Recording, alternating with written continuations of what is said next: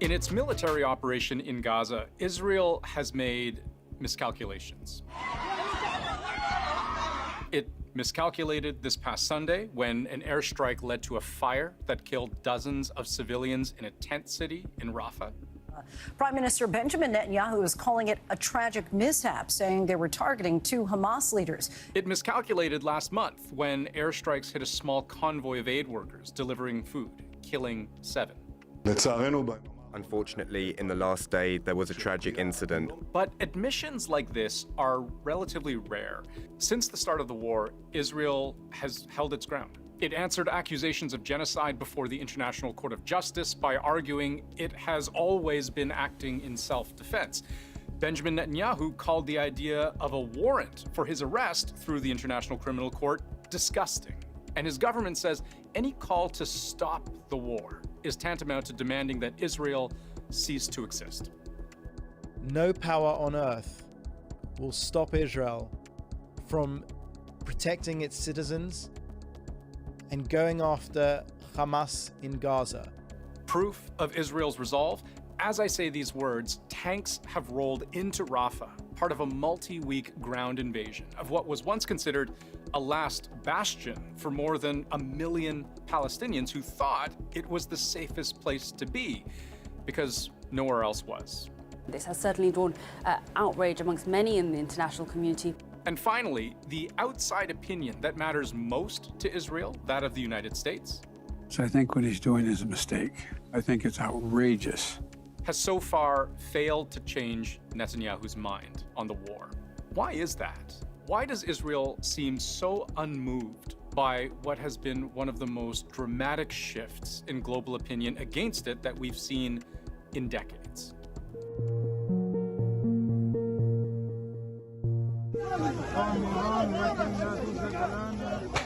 Overnight fire and horror in Rafah.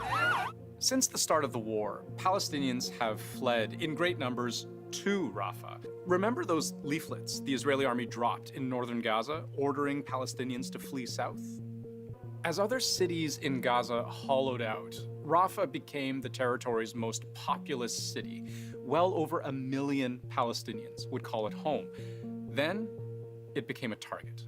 Israeli Prime Minister Benjamin Netanyahu says he's ordered the IDF to come up with a dual plan to evacuate Gaza's southern town of Rafah as Israel prepares for a ground invasion of the city. Several aid groups are saying, look, it's just not possible to evacuate that number of people from Rafah.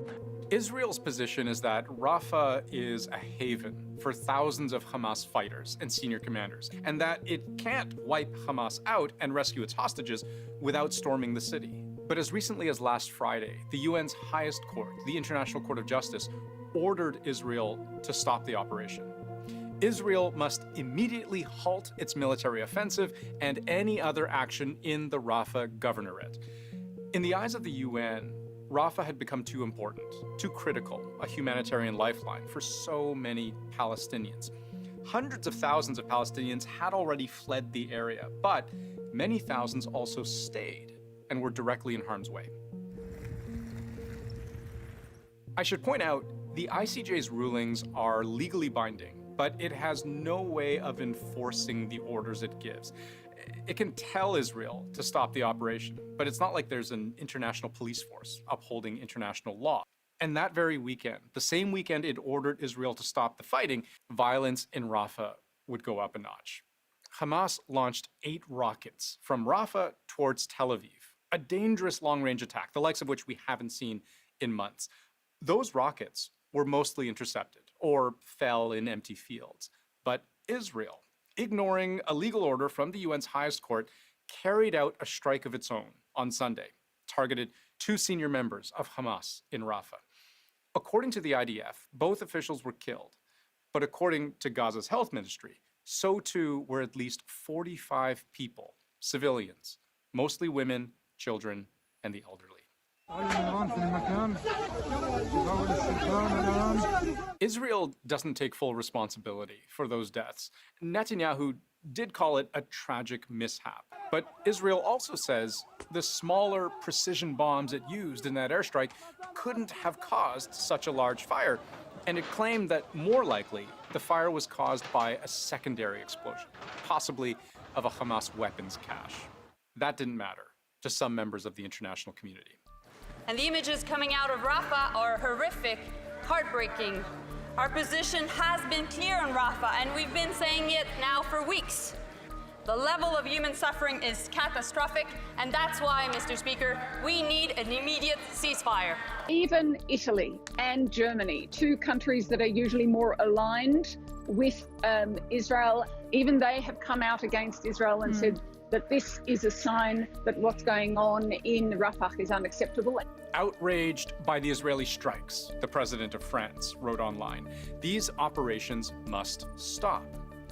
But these are just words. Israel doesn't look to France for approval, and the United States, maybe the only country in a position to tell Israel what it can or cannot do, carefully tiptoed around the idea of scolding such a close ally. As a result of this strike on Sunday, I have no policy changes to speak to. Rafah is where Biden initially said he would draw a red line if there was any kind of incursion into population centers.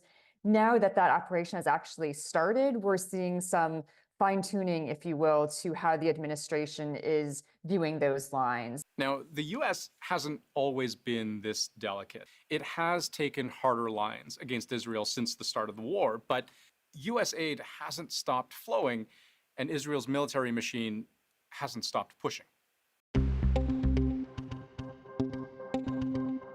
From a foreign policy perspective, the U.S. has been caught between a rock and a hard place.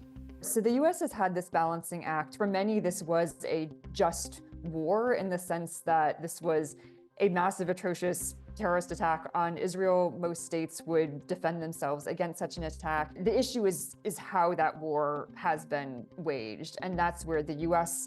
Administration's divergence has been. What the Biden team, I think, doesn't or is unwilling to test is the amount of leverage they have by really pushing the amount of aid they're going to cut off. The U.S. came closest to condemning Israel when, last month, IDF airstrikes killed 7 aid workers with World Central Kitchen. Its vehicles full of food, clearly marked, traveling along a well-known humanitarian corridor. Those inside reportedly tried to save themselves by scrambling into the next vehicle, but eventually all 7 were killed. Israel admitted fault on this one. It called the incident a grave mistake, a serious failure due to mistaken identification and errors in decision-making. A handful of high-ranking members of Israel's military were either reprimanded or dismissed from their posts. And look at this statement from the White House. "I am outraged and heartbroken," said the U.S. president.